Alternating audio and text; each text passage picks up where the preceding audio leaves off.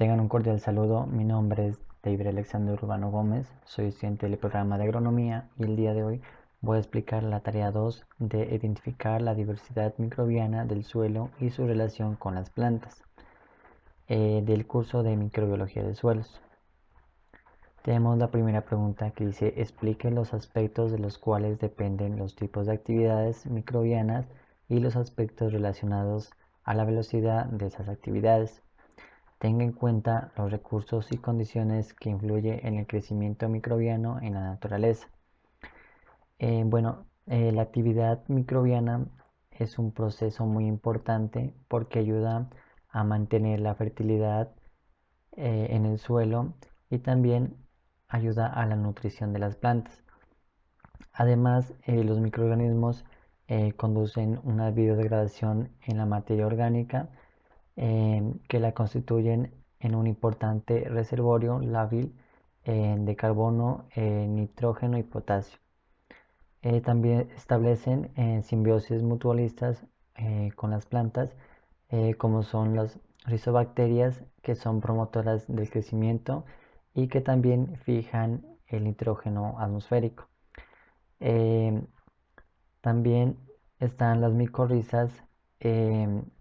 Estas colonizan las raíces de las plantas y forman una extensa red de micelinio en el suelo y mejoran la capacidad de aprovechar el agua y los nutrientes. La actividad microbiana se encarga de reciclar los nutrientes y mejorar la nutrición de las plantas, también disminuyendo los fertilizantes industriales. Se considera que es un desprendimiento de dióxido de carbono que constituye en la calidad del suelo. Los microorganismos en la naturaleza dependen la mayoría de los recursos del suelo, como son el pH, la temperatura, la humedad y la luz. Los componentes involucrados en la acción microbiana, como la temperatura, el pH y la humedad, son disponibles de dióxido de carbono, que le permiten la accesibilidad del sustrato, nutrientes inorgánicos, entre otros. Además, ayudan a la descomposición de ambas clases de materia orgánica, que son residuos frescos añadidos al suelo, y compuestos orgánicos humidificados que le permiten ayudar a los microorganismos. La segunda pregunta nos dice: explique con sus palabras en qué consiste una comunidad microbiana. Bueno, la comunidad microbiana consiste en procesos, uno o más procesos, que sucede en la superficie terrestre.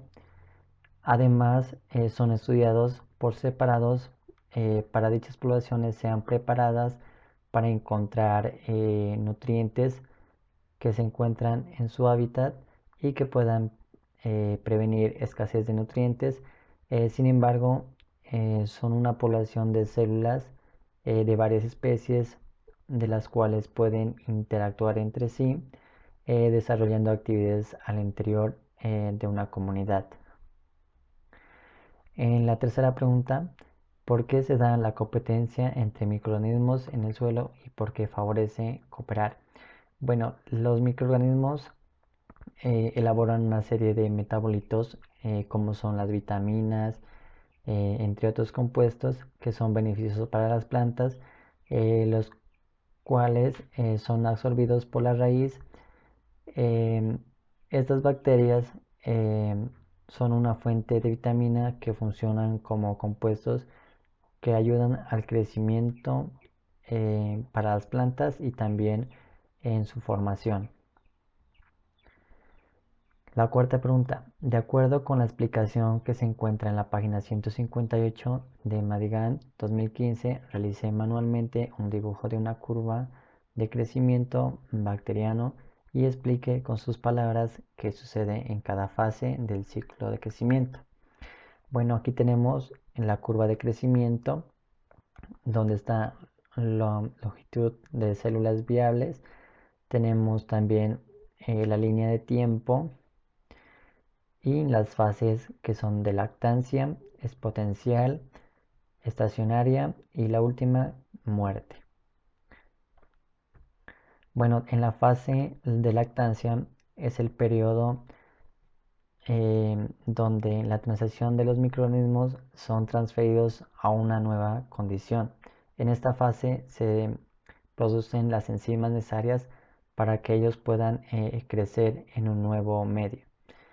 En esta fase también hay una gran actividad metabólica, aumentando en el tamaño individual de las células, en el contenido proteico de ADN y el peso seco de las células.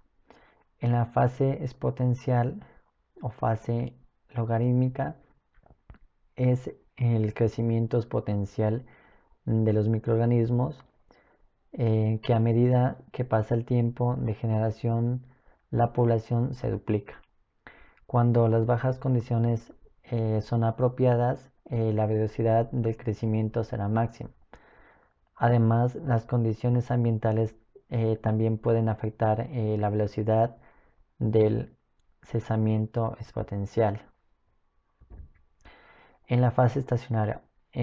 La fase estacionaria son las limitaciones del crecimiento que ocurren por el agotamiento de algunos nutrientes esenciales, o también por la acumulación de productos tóxicos. En esta fase el número de células en los cultivos no varían. En la fase muerte. Bueno, en esta fase, cuando la incubación microbiana alcanza la fase estacionaria, las células pueden seguir vivas y continuar metabolizando, pero va a comenzar una disminución progresiva en el número de células viables. Cuando esto ocurre, esta población ha entrado en fase de muerte.